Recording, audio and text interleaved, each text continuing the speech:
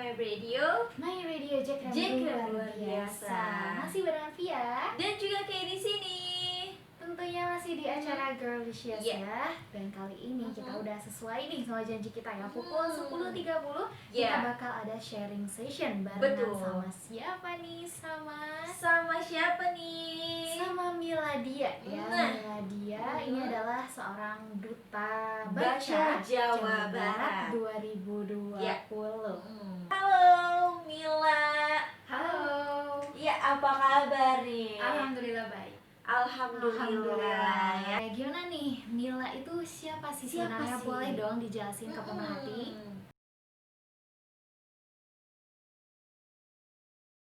Perkenalkan, nama aku Miladia Fatimah Nur Safitri. Karena kepanjangan jadi disingkat aja ya, panggilnya boleh Mila atau Miladia. Tapi jangan Milea ya, karena Oke. karena kalau Milea itu memori dari Dilan. Memori dari Dilan ya, betul. Ya, jadi boleh panggil aku Mila. Aku wargi asli Kota Sukabumi. Aku tinggal di Jalan Bayangkara, Gang Gelatik 2. Kemudian untuk aktivitas sekarang sebagai pustakawan di SMA Pesantren Terpadu Hayatan Thaibah, Kota Sukabumi. Aku anak pertama dari 5 bersaudara. Wow. Jadi which is aku ada 4. Iya. Yang paling kecil itu kelas 1 SD, yang paling besar kelas 3 SMA. Dulu aku lahir di Selabintana di Kabupaten Kira-kira Sukabumi. ini kita mau Besar tanya di nih, Kota Mila lagi Sukabumi sibuk sini, apa di nih Bayangkara. sekarang? Kalau sekarang sih lagi nunggu untuk wisuda ya. Masih galau juga nih apakah tatap muka ataukah daring. Oh iya benar. Terus lagi sibuk juga sebagai pustakawan di SMA Pesantren Terpadu Hayatan Thaibah. Wow, kayak masih di Kota Sukabumi ya? Iya. Oke, keren banget ya, Duta Baca Jawa Barat. Penasaran juga nih, awal mula ya Mila jadi Duta Baca itu gimana? Nah, tentunya juga pemerhati di rumah penasaran dengan Perjuangannya ya. dari awalnya tuh gimana gitu ikutan Duta Baca. Awal mulanya sih sebenarnya dari tahun 2017 tuh udah tahu ada pemilihan Duta Baca.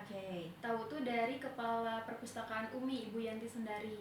Kebetulan dulu tuh yang ikut Teh Kinang waktu 2017 itu juara kedua di tahun 2017, mewakili Kota Sukabumi juga.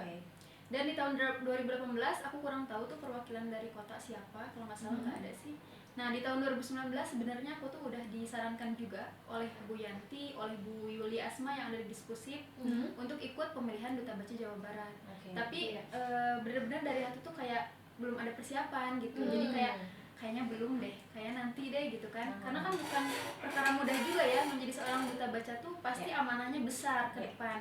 Gak cuman kita dapat title Duta Baca Jawa Barat atau dapat samir atau foto-foto dan sebagainya kan bukan hanya itu, tapi amanah ke depan yang akan aku pegang tuh kan pasti besar. Jadi aku pikir-pikir dulu sampai akhirnya semua teman-teman support, kemudian keluarga juga sama, tutor-tutor di kampus juga sama, ikut aja katanya nggak apa-apa katanya gitu kan. Ya udah di tahun 2020 aku putuskan untuk ikut meskipun pada awalnya ini bisa nggak ya gitu. Aku kan dari kota, terus juga nggak ada teman, nggak ada apa kan, kesana tuh sendiri, bener-bener sendiri. Tapi dari dukungan berbagai pihak, termasuk dari Diskusi juga, dari tempat aku kerja juga, dari SMA Pesantren Terpadu Hayatan Thaibah, terutama dari kedua orang tua, aku yakinkan untuk ikut pemilihan Duta Baca Jawa Barat. Itu di Jawa Barat itu dari 27 kota kabupaten. Dan ya aku tuh ikut di sana tuh waktu itu 100 berapa orang ya diseleksi sampai akhirnya ke tahap wawancara. Nunggu-nunggu tuh sampai maghrib, lolos nggak ya gitu kan. Deg-deg gitu ya. Deg-deg besar sampai udah jam 7 lebih 15 dilihat lagi kan pengumumannya 7.30. Pas ada pengumuman ada namaku tuh lolos. Kata aku tuh, oh lolos, berarti Allah ridho gitu kan. Jadi Allah kasih izin, berarti harus diterusin nih, belum bisa main-main. Nah diteruskan terus ke tahap wawancara. Lucunya di tahap wawancara tuh kayak sebentar banget. Orang-orang tuh kayak lama gitu kan ya ditanya wawancara. Aku tuh kayak sebentar banget ditanya nama, asal dari mana, kegiatan sehari-hari apa, alasan ikut Duta Baca apa. Udah sampai situ doang, sudah selesai. Sampai aku kembali ke bangku tuh kayak, ini tuh bener gak sih wawancara gitu ya. Kok orang-orang pada selesai, kok aku udah gitu kan. Tapi berdoa aja mungkin ya ini jalannya dimudahkan gitu kan. Ya udahlah, bismillah aja gitu. Nah ketika diumumkan 54 besar tuh kan dari 100 berapa diumumkan sampai ke 54. akhirnya alhamdulillah aku sebagai perwakilan dari Kota Sukabumi lolos untuk dikarantina selama 3 hari, tanggal 12, 13 dan 14 Maret 2020 di Hotel Lingga Bandung. Nah di sana tuh bener-bener kenalan sama orang-orang yang belum pernah ketemu sama sekali kan, dari 27 kota kabupaten dengan berbagai sifat yang berbeda, karakter yang berbeda, dan orang-orang hebat semuanya. Ada yang penulis, ada yang juga aktivis dan sebagainya. Aku ngerasa waduh ini insecure ya. Dari Kota Sukabumi ini, mana umurnya udah 98 kan ya, aku kan lahir 98. Aduh orang-orang lahirnya tahun 2000 gitu kan, aku 98, kayak ngerasa aduh ini udah berumur gitu kan ya. Berumur kan. Padahal 98 juga masih muda tahu. Iya bener, tapi kan ngerasa aduh ini teman-teman yang lain lahirnya tahun 2000 gitu kan. Tapi nggak apa-apa deh kata aku kan gitu. Waktu pertama di karantina tuh kan jalan-jalan ke Bio Farma tuh, lucu juga di situ ada kegiatan lucu. Kan di tes suhu gitu ya, tes suhu. Orang-orang tuh lolos udah. Gak tahu karena badan aku kurang fit karena pasca datang bulan, gak tahu apa gitu. Waktu di tes suhu tuh, suhu aku tuh 37 kalau nggak salah. Sampai sama satpamnya tuh, sini ke pinggir dulu. Kamu dari mana? Dari negara mana? Katanya. Waduh, negara mana dong? Aku belum pernah ke luar negeri malah kata aku kan gitu.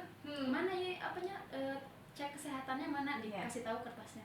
Ya udah nggak apa-apa, pakai masker aja katanya. Yang lain tuh udah pada masuk ke roomnya, kataku aduh ya Allah ini ada apa lagi kan? Langsung kaget kan? Iya pastilah. Apa ini? Karena tuh lucu banget itu ya Allah. Iya, tapi emang sih kalau Maret itu kalau nggak salah masih pertama banget corona masuk ke Indonesia, jadi begitu ketat, sangat ketat gitu. Bener banget. Iya. Sampai dari situ kan ke Gedung Sate itu jalan-jalan sampai alhamdulillah ketemu sama Gubernur Jawa Barat, orang nomor 1 di Jawa Barat, Bapak Ridwan Kamil, sempat foto juga, sempat ngasih wejangan juga untuk semangat gitu sebagai pemuda-pemudi untuk selalu produktif. Terus juga dari situ tuh kayak ngerasa aduh orang-orang udah pada bikin video ini dan sebagainya kan harus vlogging tuh di Bio Farma sama di Gedung Sate. Aku kayak belum dapet ruhnya gitu untuk ikut Duta Baca itu, belum dapet aduh ini ruhnya tuh dapat banget gitu, belum kena gitu belum ya. kena gitu waktu itu. Cuman waktu pas malamnya tuh kan kayak ada diskusi bersama tuh per kota kabupaten, dan di besoknya tuh ada tahap ini apa namanya presentasi, mempresentasikan literasi yang sudah kita laksanakan dan kegiatan literasi yang akan kita laksanakan. Dari situ aku mulai pede karena aku orangnya tipenya yang emang agak cerewet mungkin ya, agak bawel, jadi suka gitu kalau misalkan disuruh presentasi tuh kayak suka aja gitu. Nah dari situ aku mulai kayak oke, aku bakal nunjukin di saat ini gitu. Kalau kemarin-kemarin kan kayak udahlah gitu, kayak vlogging gitu belum dapet ruhnya. Nah kalau di sini nih kan presentasi tuh mulai kayak ada ruhnya tuh, mulai masuk, mulai semangat, mulai terbakar bener gitu ya, mulai terbakar gitu, semangat tuh. Kayak pas aku ke depan tuh ngejelasin presentasi, alhamdulillah lancar dan waktunya tuh pas banget, nggak sampai lebih nggak kurang. Sampai ada juri yang berdiri juga standing applause. Wih, kita juga jadi pengen kayak otomatis berdiri. Kenapa sampai berdiri gitu kan? Emang ngomong apa gitu? Sampai teman-teman tuh, teh gila sih tadi di depan katanya. Emang aku ngapain ya tadi kata aku? Karena saat biasa aja. Merinding aku. Sampai ada yang bilang gitu tuh. Sampai dari situ aku kayak semangat, oke kataku tuh. Aku harus percaya sama diri sendiri kan. Aku yakin dari situ tuh mulai kayak ada ruhnya, mulai masuk sampai di malamnya itu diumumkan yang masuk 24 besar untuk masuk ke grand final. Kayak nggak pede aja, ya udahlah kataku tuh. Kalau misalkan lolos ya alhamdulillah rezeki, kalau misalkan enggak juga nggak apa-apa. Kayak nothing tulus aja gitu ya. Gitu lah pokoknya ikhlas aja gitu ikut ini kan pengalaman. Terus akhirnya lolos ternyata. Berlanjut lagi luar biasa. Aduh masih lanjut nih kata aku kan. Berarti harus terus nih, perjuangan belum selesai. Sampai ada tahap tanya jawab. Terus dipilih lagi ke 12 besar. Nah masih ada pemilihan tuh. Aku dalam malamnya berdoa, kataku kalau misalkan Allah memang takdirkan ini, Allah ridhoi, ya udah Bismillah gitu, aku mau maju lagi. Kalau misalkan memang belum rezekinya ya nggak apa-apa gitu. Sing penting yakin. Nah gitu ya. Pas diumumin 12 besar ternyata lolos lagi. Masuk Luar biasa. sampai aku tuh kayak merinding gitu. Ya Allah, Kok bisa ya gitu ya? Kok bisa ya gitu. Padahal dari pertama kan kayak nggak yakin. Tapi makin kesini, oh ya kalau misalkan Allah udah ridho, udah ditakdirin gitu ya pasti bisa gitu kan. Pas di 12 besar tuh kan tanya jawab lagi. Karena aku tuh nggak bisa kayak ngomong tuh kayak lembut, anggun gitu kan. Emang kan harusnya di pemilihan tuh harus agak kontrol emosi kan kalau misalkan ngomong. Sedangkan aku tuh kayaknya tipenya kayak orator gitu ya, kayak ngomong tuh ngegas gitu, Menggebu-gebu gitu ya. Nah dari situ kayak semangat banget gitu ngejawab pertanyaan dari dewan juri. Sampai pada akhirnya ada dewan juri perempuan tuh satu, aku masih ingat sampai sekarang. Ibu Ajeng yang dari Telkom University, dia bilang, saya bangga kenal sama kamu, seorang mahasiswi dan pustakawan muda yang luar biasa. Saya langsung nangis gitu dari situ. Di panggung tuh kayak berkaca-kaca, ya Allah ini apa lagi gitu. Sampai aduh ini apa gitu ya. Aku orang kota Sukabumi kesini langsung ada orang yang bilang gitu kan. Orang hebat juga, bukan orang biasa.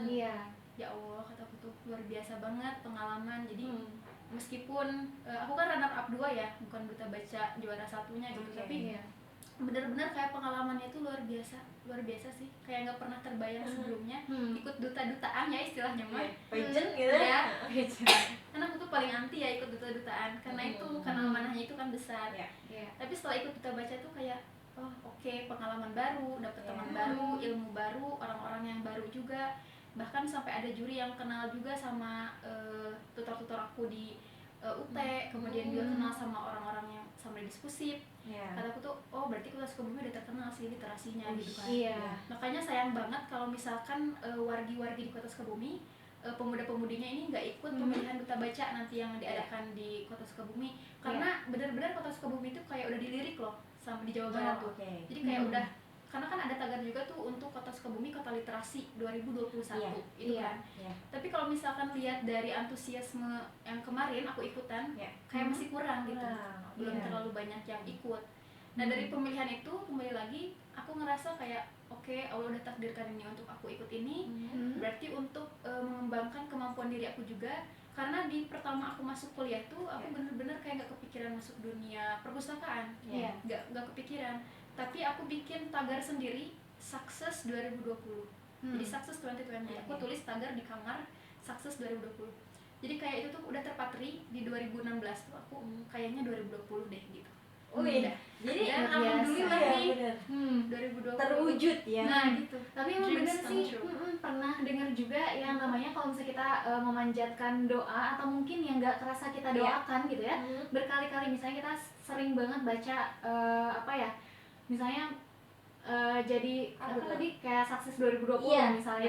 Terus tiap hari kita lihat, kita baca, maksudnya kita juga bayangkan gitu. Jadi sugesti itu kan? tuh jadi doa untuk diri kita sendiri gitu ya, yang nanti tuh akan dikabulkan pada waktunya. Karena kan yang namanya doa pasti dikabulkan ya, walaupun nggak langsung dikabulkan, tapi bisa jadi beberapa saat atau mungkin di saat yang tepat gitu. By proses ya. Jadi pemerhati hati-hati ini ya, buat pemerhati semuanya, kekuatan pikiran itu ya jangan main-main ya sama kekuatan pikiran. Karena itu bisa ngebentuk mindset yang apa ya, benar-benar itu bisa terjadi gitu. Benar banget ya. Makanya Jadi pemerhati lebih baik kalau misalnya pemerhati punya tujuan, nah itu disugestiin dengan baik ya. Betul banget. Sama seperti apa yang Mila lakuin, ditulis gitu kan, dan itu kebaca tiap hari, dan itu jadi sugesti buat jadi doa sendiri juga kan, nah, buat iya, kita. ya. Jadi jangan sampai hanya kita bermimpi, mimpi ini pengen jadi A, pengen jadi B, pengen jadi C, tapi ikhtiarnya nggak ada, doanya nihil, ke orang tua kayak nggak kenal. Nah itu tuh salah banget, kesalahan ya. Itu kuncinya padahal di situ tuh di orang tua. Bener. Karena kan doa orang tua tuh nggak ada hijab ya, untuk ke Allah tuh langsung gitu. Kalau misalkan kita kan berdoa kadang ada lupa-lupanya ini itunya, kalau orang tua tuh pasti nggak akan pernah lupa sih doain anaknya. Yakin deh. Yakin benar-benar ya. Iya benar, itu dia ya. Harus berbakti benar-benar sama orang tua ya. Nah, itu dan by dia. the way pemerhati yang mau tanya-tanya seputar profil dan lain sebagainya kepada Mila, ini boleh banget ya pemerhati, langsung aja hubungi kita di line SMS atau WhatsApp 0813 88880931. Betul. Melalui streaming YouTube juga nih, kita lagi streaming di YouTube LPPL Suara Perintis Kota Sukabumi 93.1 FM, langsung aja bertanya di sana ya. Betul banget ya. Dan by the way nih Mila, udah ada yang bertanya nih sama kita. Boleh. Dari Saprawi Rasti, katanya salam kenal untuk Mila. Apakah udah bikin buku juga? Nah, Oke, salam kenal juga untuk siapa tadi? Saprawi Rasti. Oke, Rasti, salam kenal. Untuk saat ini sih untuk buku masih antologi ya, masih gabungan dengan orang lain. Kalau untuk karya sendiri sih belum, karena ceritanya aku tuh pengen bikin buku yang menceritakan aku gitu, kehidupan aku. Karena aku terlahir dari keluarga yang menurutku sederhana, sangat sederhana malah. bapakku itu seorang penjaga sekolah SD di sekolahku dulu waktu SD. Ibuku ibu rumah tangga. Aku orang pertama dari 5 bersaudara, which is aku punya adik 4. Jadi bener-bener kayak perjuangan dari kecil sampai sekarang aku bisa raih itu bukan perjalanan yang mudah. Jadi banyak jalan terjal yang aku hadapi sampai akhirnya berbuah manis seperti ini tuh nggak mudah. Dari SD sampai kuliah aku bener-bener pemburu beasiswa. Di mana ada beasiswa aku sekolah di situ gitu. Nggak peduli itu jurusannya apa. Karena bapakku selalu bilang apapun jurusannya, kalau misalkan memang itu udah ditakdirkan untuk kita, insya Allah itu yang terbaik. Karena belum tentu yang menurut kita baik itu yang terbaik. Gitu kan. Jadi bener-bener kayak perjuangan tuh dari kecil sampai sekarang tuh terasa gitu. Dan bapak selalu bilang juga, dimanapun mutiara itu akan selalu berharga. Meskipun dia berada di istilahnya di dalam lautan, di kolong kasur, di gudang, dimanapun itu, yang namanya mutiara pasti akan berharga dan dicari orang. Jadi bapak tuh selalu bilang jangan sampai kita tuh ambisi dengan tahta, ambisi dengan title dan sebagainya, tapi kita harus ingat bahwa kita ini hanya manusia biasa. Kita ini hanya manusia yang rajin belajar, pembelajar, kemudian juga manusia yang membutuhkan pertolongan orang lain, kemudian juga manusia yang rendah di hadapan Allah, karena semua kan sama. Jadi kembali lagi, kalau misalkan kita ingin meraih mimpi, berarti kita harus muliakan orang tua, kemudian juga selalu berdoa dan selalu optimis, itu sih kuncinya. Kalau misalnya kita udah pesimis, gak yakin, gak sabar dengan proses, ya udah deh, pasti nggak akan dapat. Wassalam deh. Wassalam. Jadi list yang udah disusun tuh ya, waduh, otomatis bakal nggak tercapai dengan lancar gitu ya. Nah benar gitu. Dan tadi juga kan di awal disinggung ya mengenai kayak ada orang yang suka menggunjing ataupun juga membuli orang lain, menjatuhkan kita, kayak insecure kan, bikin kita insecure, kak kamu nggak mampu deh kayaknya, kamu pasti nggak akan dapet itu. Nah pasti ada orang seperti itu kan, ada aja gitu, ada aja pasti kan. Betul. Nah kita tuh harus jadikan kata-kata mereka itu sebagai bakar semangat kita. Motivasi. Jadi setiap mereka ngomong, anggap aja itu kayu bakar. Nanti kita bakar semuanya tuh kata-kata mereka, kita jadikan semangat kita supaya kita bisa lebih baik. Jadi jangan kita balas pakai kata-kata kan tadi, jadinya kan sakit, kemudian juga nggak baik juga buat psikis kita. Jadi lebih baik kita jadikan kata-kata mereka itu untuk motivasi kita lebih maju. Jadi ketika kita udah berhasil tuh kayak ini loh, ini aku gitu, ini buktinya gitu. Jadi harus dibalas dengan prestasi. Nah itu benar banget. Seperti itu. Kasih satu lagu dulu ya buat Mila dan pemerhati semuanya di luar sana ya. Semoga tetap semangat nih ya untuk menjalani aktivitas hari ini, besok dan seterusnya. Kita kasih siapa nih, Vi? Jeremy Zucker dengan Come Come True. True. Jangan kemana-mana, tetap di 93.1 FM Radio Suara Perintis, My City, My Radio.